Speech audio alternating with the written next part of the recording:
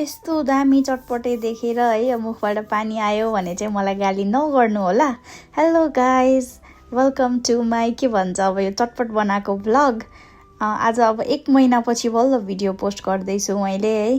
अब खानेकुराहरू त बनाइ नै रहेको हुन्थ्यो कि तर भिडियो गर्नै कस्तो अल्छी लाग्ने के। अनि अब भिडियो गर्दाखेरि अलिक धेरै समय पनि लाग्छ नि त, त्यही भएर अनि म जस्तै भिडियो गर्न अल्छी मान्नेहरू चाहिँ को हुनुहुन्छ हैन, कमेन्ट गर्नु होला।